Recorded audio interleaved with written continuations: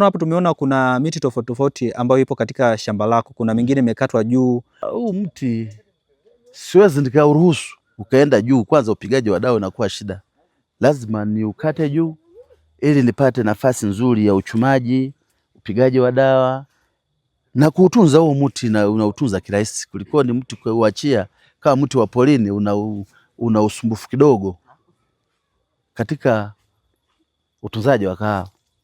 Sawa, pengine kuna athari gani za kuacha mti ukiwa na majani mengi? Nimeona humu wamepruni. Athari ya kuweka majani mengi ni kubwa. Kwanza punje zako haziwezi zikashika dawa unapopiga ili kudhibiti ile CBD. Ukiacha majani mengi, yale majani yatadaka dawa, kwa hiyo kahawa haitapata dawa na itaendelea kudondoka, inaweza usipate. Kwa hiyo inatukabidi kwamba lazima tufanye pruning ya kutosha, kuliwekea nafasi hewa. Mti wa kahawa unahitaji hewa na punje zinahitaji hewa ili iende vizuri. Kikawaida mti wa kahawa inatakiwa upande kwa kipimo gani ili kuhakikisha kwamba unazingatia vipimo? Mti wa kahawa kwa sasa inahitaji uchimbe mashimo futi 9 kwa 9 ili ukija ukautunza unakuwa na nafasi ya kupita katikati, pembeni, ukazunguka na bomba kudhibiti ule mti wa kahawa kwa huku kwetu yule, kwa sababu ya magonjwa mengi. Usipofanya hivyo na mti ukikuwa na hewa nzuri, huwezi kuambulia kitu, kwa sababu kahawa zote zitadondoka. Kwa wastani, kwa hii miti tunavyoiona hapa, kwa huu mti unaweza ukatoa kahawa kiasi gani ambayo imeshakauka kwa huu mti mmoja? Kwa mti mmoja, kwa hili shamba tunayoshuhudia, hili shamba lazima nianzie kilo 2 na kuendelea, mti mmoja. Hiyo imekauka. Kuna mti utatoa kilo 2, kuna mti utatoa kilo 3, kilo 4 mpaka kilo 5, ipo miti natoa. Sawa. Kwa sasa kwa kipimo cha saizi, kwa eka moja inakaa miti mingapi? Kwa eka moja lazima ikae miti 530 kama sijakosea sana vipimo. Najua sasa tumefika uzeeni, tulichimba muda mrefu, kwa hiyo sasa hivi 530 eka moja inatakiwa ikae na miti. Hayo itakuwa na nafasi ya kutosha. Zamani ilikuwa inafika miti mpaka 1000 kwa eka moja, lakini sasa ilionekana ukitunza vizuri tayari umeshabananisha. Huwezi kupata nafasi ya kupiga dawa, huwezi kupata nafasi ya kupalilia, huwezi kupata nafasi ya kupulizia dawa hizi za nyasi. Kwa hiyo lazima uchimbe kwa stress kubwa, angalau kupa nafasi kupita na yeye upate nafasi ya kupumua. Sawa, pengine hiyo umesema kwamba kuna ugonjwa unaitwa CBD. Kwa msimu nitakuwa upige mara ngapi na ni wakati gani wa kupiga? Ugonjwa wa CBD una matatizo makubwa. Unaweza usiwe na formula ya kupiga mara ngapi. Utapiga pale unapoona ugonjwa unaweza unaingia au kutoka nao ni kinga. Ukichelewa kidogo unaingia. Ukienda nao kupiga, unaweza ukapiga labda kwa kila mwezi mara moja. Lakini ukiona ugonjwa umeingia, utapiga baada ya siku 14 au 18, lazima urudie kupiga madawa. Hapo utapata kahawa zako. Sawa. Pia kumekuwa na maswali wengi watu wanajiuliza kuhusiana na namna ya uwekaji wa mbolea. Ni msimu gani unafaa kuweka mbolea na ni aina gani ya mbolea ambazo zinatakiwa uziweke kwenye shamba la kahawa? Mbolea ni nyingi kuweka, yani mbolea kwanza, unapowekaji wa mbolea unaangalia mti wako umeutunza kwa namna gani. Mti wako ukikaa sawa sawa umezaa, lazima ongezeke kuna mbolea ilionekane tena uongeze. Yani hatuna takwimu maalum kwamba miti fulani lazima uweke mbolea kadhaa. Wataalamu wenzetu, kwa sababu hilo swala nalo litatusumbua sana, kwa sababu wataalamu wanatoa mbolea za ruzuku. Wanakuambia eka moja unaweka mifuko 3, lakini mimi eka moja naweka mifuko 12, kwa sababu kahawa ikizaa lazima uongeze mbolea, kiwango cha uwekaji wa mbolea. Kwa sasa wataalamu wanasema wewe kama umelima shamba lako eka moja ya kahawa ni mifuko 3, si mifuko 4. Mimi eka moja naweka mifuko 12, na inaweza kazidi hapo kulingana na ilivyozaa. Kwa msimu mmoja? Kwa msimu mmoja naweka zaidi ya mara 3, mara 4 kwa msimu mmoja. Hivi kuna masuala ya upimaji wa udongo. Vipi nyie kama wakulima wa Mbozi, hili lipoje? Swala la udongo linaongelewa, lakini bado halijatufikia kwa sawasawa. Bado tunalisikia lakini halijafika sawasawa. Na mimi kwa mfano, mimi na mashamba haya sijapima bado, natumia tu kichwa changu na mbolea gani niweke msimu huu, mbolea gani naweka, mbolea gani namalizia, lakini naona kuna mafanikio. Kwa hiyo basi, kwa sababu wanaongea tu kwenye vyombo vya habari na sehemu zingine. Sasa mtu unamfuata mkulima, nimechota udongo hapa, nimechota, unaenda kutafuta Mbeya, Vwawa, Mlo, na anapima, haiwezekani. Yani anaongelewa kama kisiasa vile tu. Mtu aweza akapita, mkulima ni nani, tukafanya hivi nini, imeongelea tu kwenye vyombo vya habari. Na sisi basi tunaendelea tu kufanya kwa uzoefu wetu. Sawa. Mara nyingi huwa naona kwamba kuna kupo na majani ambayo huwa yanaanguka msimu wa kiangazi. Hiyo unakuwa ni changamoto ya nini? Kuna mashamba mengi utakuta kifuku hivi yanakuwa na majani mengi, lakini kiangazi yanapukutisha majani. Hilo ni swala zuri. Kudondoka kwa majani na matatizo mawili. Kudondoka kwa majani ni ukosefu wa mbolea. Mti una tabia moja, ukiulisha mbolea, kama mbolea haijatosha, ina tabia kuchua majani yanayobaki ili yale chakula kilichopo. Mti ukitia mbolea ya kutosha, hauna tabia kudondosha majani. Yatadondoka tu ambayo yamechukua miaka mitatu, yanaweza kadondoka nalo moja moja. Na vile vile labda kudondosha majani kama umeruhusu ugonjwa wa kutu. Ugonjwa wa kutu wa majani utadondosha majani. Huo unajua ni ugonjwa kabisa.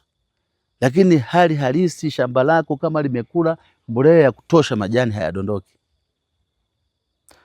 Pia kuna kuwepo na changamoto ya miche ya kahawa. Mti wa kahawa unanyauka, unanyauka wenyewe, majani yanaanza kujikunja, unakauka, unakuwa kama unakauka. Hii changamoto yake ni nini? Hapo kuna changamoto nyingi.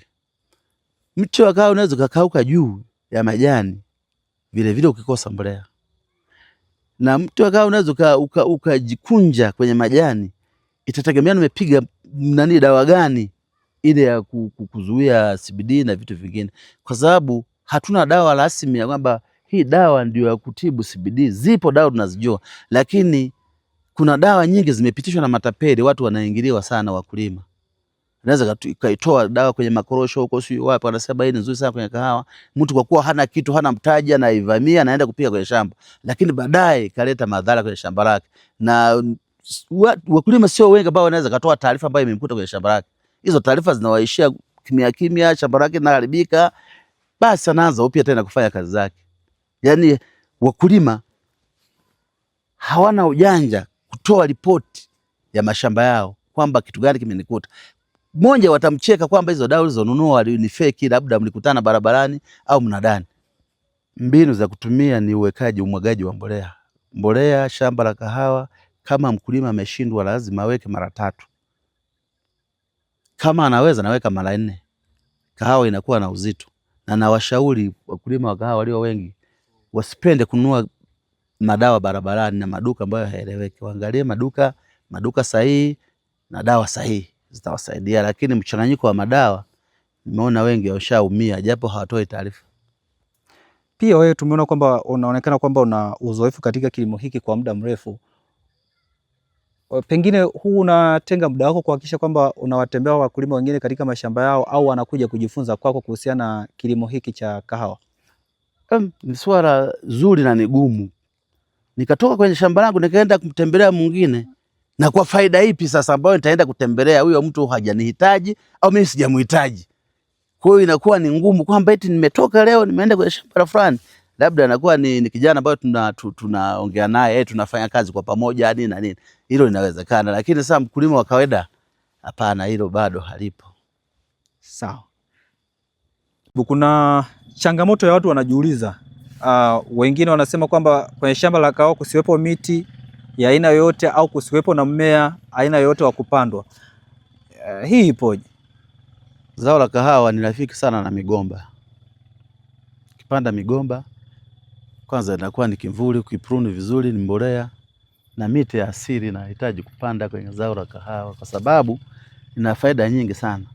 Ukienda kwenye mti ambapo umepanda miti, hata mvua hii huwa inadondosha mawe ya barafu, utakuta kwenye miti umeshapona. Kwenye miti umepanda, lazima miti ni muhimu sana kwenye zao la kahawa. Usipopanda miti, panda migomba. Migomba ni chakula. Panda miti ya matunda, kuna miti ya asili. Shamba la kahawa inahitaji kimvuli, inahitaji kuwa wazi sana. Kuna faida nyingi sana za miti ukipanda kwenye shamba la kahawa. Sawa, pengine ila zao lingine bado zaidi ya migomba ni bado labda sehemu kwa wengine wenzetu huko naweza kachanganya, lakini kwa huku Mbozi ni miti ya asili, migomba, basi hivyo vitu vinaendana vizuri sana kahawa. Sawa, pengine kumekuwa na changamoto ya watu kujua ni msimu upi wa kumwagilia shamba lake na ni muda gani asimwagilie. Ni kweli kuna watu, kwa mfano mwaka huu niliwaona mtu anaanza kumwagilia mwezi wa 7, mwezi wa ngapi. Shamba la kahawa linahitaji kumwagilia pale utakapoona maua yako yamekomaa, yanahitaji maji, hapo naanza kumwagilia. Na sana sana ni kuanzia mwezi wa 8, na sana mwezi mzuri mwezi wa 9. Yaani pale maua yako yamekomaa, yanahitaji maji. Ukimwaga maji siku ya 3 na kule yameanza kutembea, yanahitaji kuchanua. Yaani angalia, lazima wewe kwenye shamba lako unaangalia kwamba haya maua tayari yanahitaji maji, unaingia kumwagilia maji. Sawa, mara baada ya kuchanua yale maua anapaswa apige dawa ya hiyo ya CBD kwa muda gani baada ya maua kukauka? Ni pale ambapo yale maua yanakauka, yanaanza kuonyesha vile vipunje vidogo vya kahawa vidogo, hapo natakiwa uanze na dawa kupiga.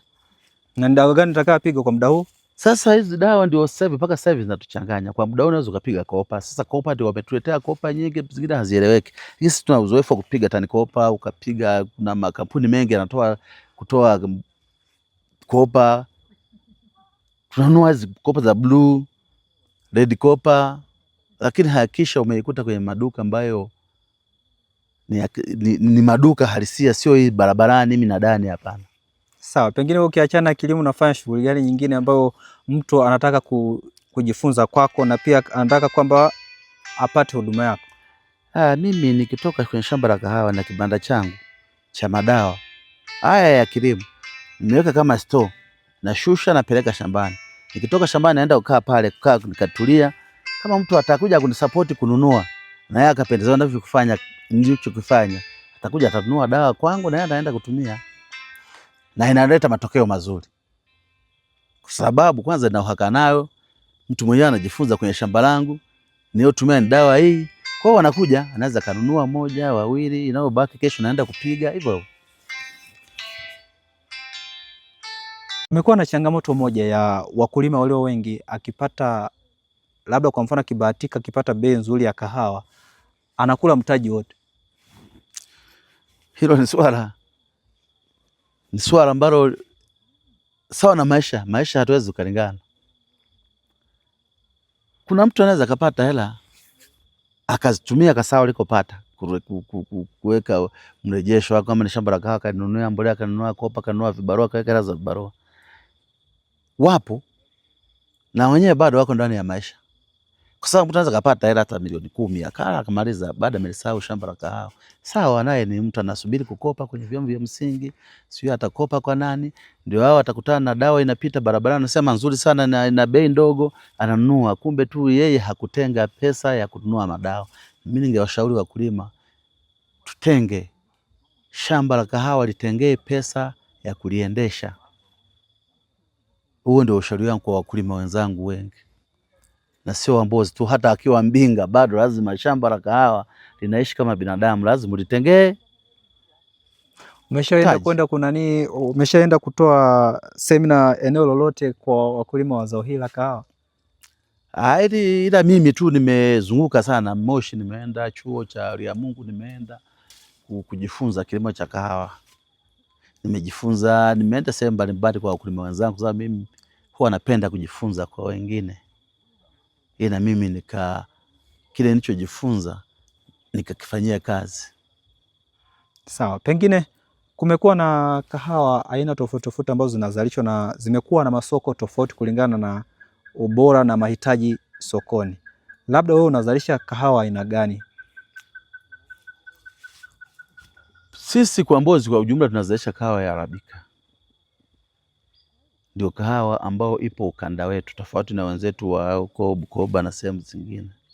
Na zalisha kahawa ya Arabika, ndio hii tukiprocess vizuri ni kahawa. Wanunuzi wanatutia moyo kwamba ni kahawa nzuri na ni tamu sokoni.